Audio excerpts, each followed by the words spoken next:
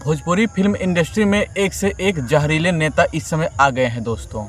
आप देखते होंगे दोस्तों, रवि किशन जो हमेशा महादेव का नारा लगाते हैं और बोलते हैं कि गोरखपुर में जिसकी मृत्यु होगी उसे तो साक्षात स्वर्ग प्राप्त होगा। और आज ये जो भव्य माहौल बनल बा,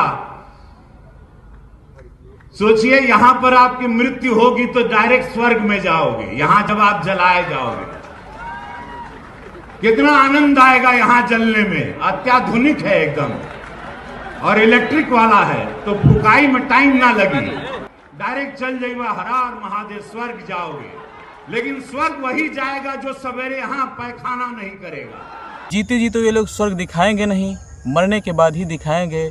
जीते जीते बीजेपी सरकार क्या कर रही पता ही है, हर जगह टैक्स बढ़ा रही है, बेरोजगारी इतना बढ़ गई है, हॉस्पिटल की हालत कैसी है, कानून व्यवस्था कैसा है, आपको सब कुछ मालूम है। जो नेता गलत टाइप के हैं बीजेपी में जाते हैं, फिल्टर होकर चले आते हैं। ऐसे में दोस्तों एक और अभिनेता ने बहुत ही ज़्यादा अश्लील, बहुत ही ज़्यादा खराब बात कहा है।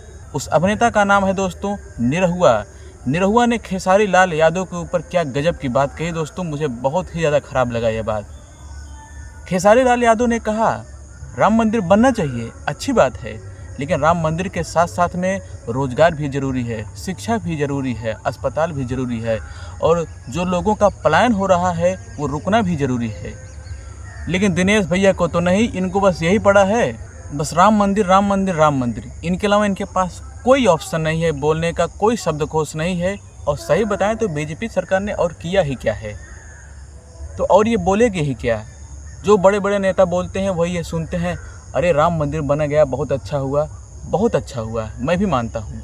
लेकिन क्या उसके अलावा शिक्षा ज़रूरी नहीं है, बेरोजगारी दूर करना ज़रूरी नहीं है, जो लोग प्लान कर रहे हैं वो ज़रूरी नहीं है।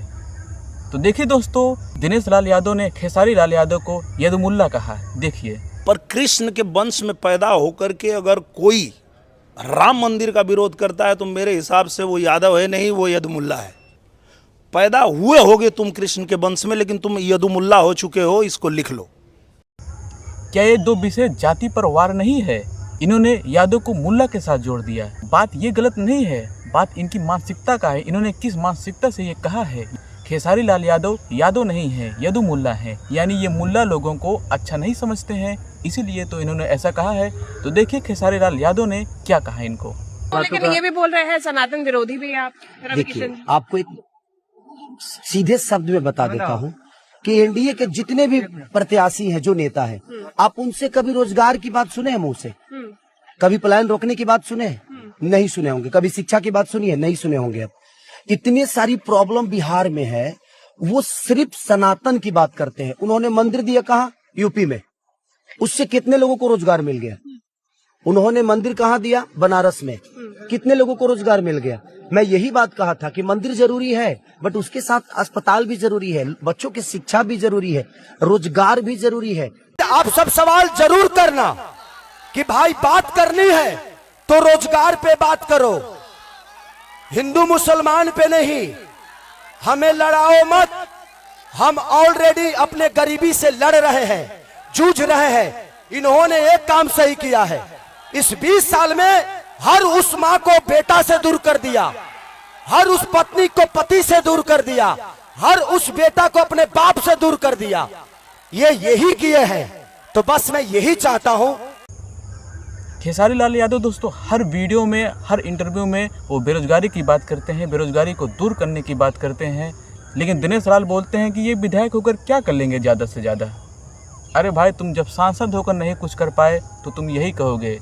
दोस्तों ये वही दिनेश लाल यादव हैं जिनका एक वीडियो खूब वायरल हुआ था। इन्होंने कहा था कि मुझे हराने वाला पैदा नहीं हुआ है, मैं ब्रह्मा की लकीर को भी बदल दूंगा। तो ये बड़बोले स्टार हैं, इनका कुछ भरोसा नहीं है, ये कब कहाँ चले जाएं, कूद कर नहीं चला जाएं। इनका रवि किशन का एक ही हाल है। रवि किशन बोलते हैं लहंगा उठा दे रिमोट से, और फिर अश्लीलता को ख़त्म करने की बात करते हैं। तो दोस्तों ऐसे नेताओं पर आप क्या क्या कहना है ज़रूर बताइएगा, और ये भी बताइएगा बिहार में किसकी सरकार आने वाली है।